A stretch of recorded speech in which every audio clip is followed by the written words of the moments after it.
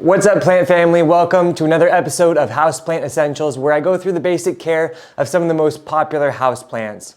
And in today's installment, we're going to be talking about the mini Monstera, or the Rhaphidophora tetrasperma. Now, this plant, beautiful. It's a Monstera deliciosa lookalike, but it is actually a completely different genus. However, it is a member of the same family, which would be the Aroid or Araceae family.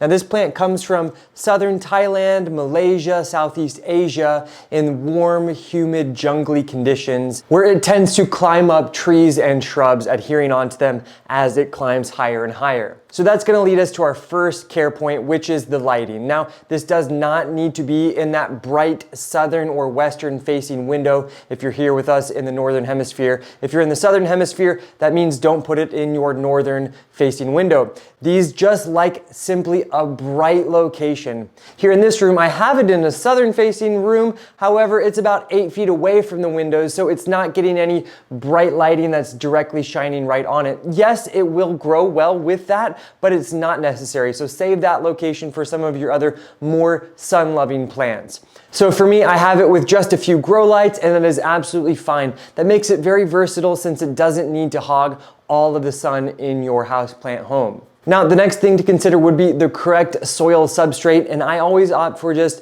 a bagged indoor potting mix. You can find links to the ones I use in the description below. It doesn't need any special blend, as long as it is a blend that's made for indoor house plants. Now, in terms of watering, this is a plant that I really don't stress out about. I water it about once every 10 weeks. Now, I will make sure that it doesn't ever get bone dry. However, I'm not going to be consistently watering it and watering it and watering it, because that will often lead to root rot or potentially worse, which would be the gnats. So I really will feel the soil. If it feels like the top inch is dry, then I will give it some water. Otherwise, I just let it be. Now, I will tend to fertilize these plants about once a quarter, so that's once every 3 months, with my family's blend, Roberta's Bounty. Very easy to use. You can also find a link to this one in the description below.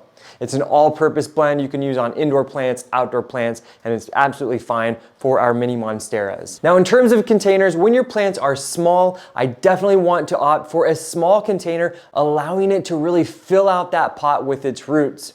If you have it growing in a pot that's too big and it's swimming in a lot of extra soil, it will often never take off. So give it a small pot initially, watch it start to grow and climb, and then give it a bigger pot, and consecutively putting it into slightly larger containers until you reach the largest size pot that you would like. And that brings us to our next point, which is they need something to climb up. If you don't provide them anything to climb on, they will simply stop growing.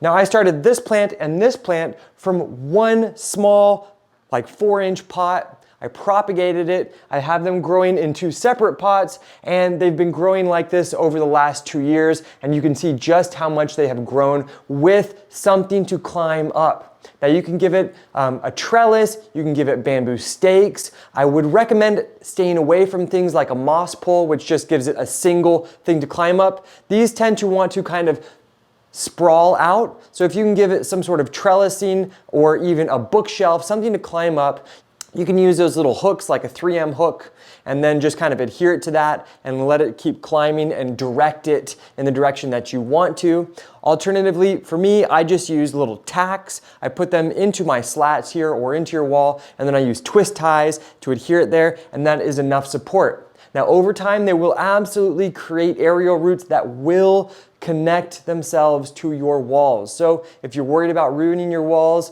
then just be aware that this plant might not be for you. For me, I don't care. I love that. It gives it extra support, extra structure. And that's one of the things that I love about this plant, is that it does have a very strong, firm appeal about it compared to some other climbers, other vining plants that have kind of a floppy appearance, like a pothos, for instance, or some different philodendrons that just kind of have a weak appearance. This is very strong and sturdy. And that's what makes it perfect for covering over blank walls, or if you do have a trellis, using a trellis to really create that big plant look.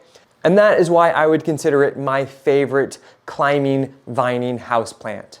Now they're also very simple to propagate. If you'd like to see a video how to propagate, just check that video link and you can find a video that will have a dedicated section to how to propagate these plants. And as your plants continue to grow and mature, you will notice that some leaves tend to stay smaller, others tend to get bigger. It has a very unique look, absolute perfection in every leaf every single time. And with that, now you know how to grow, care for our mini Monstera, our Rhaphidophora tetrasperma. Make sure to give this video a like, subscribe to our channel. We're bringing new plant-related content. We have many more of these houseplant essential videos, so check our playlist to see if there's any other videos that might pique your interest. Anyways, thanks for joining me here on Plant Vibrations. I'll catch you soon. Ciao.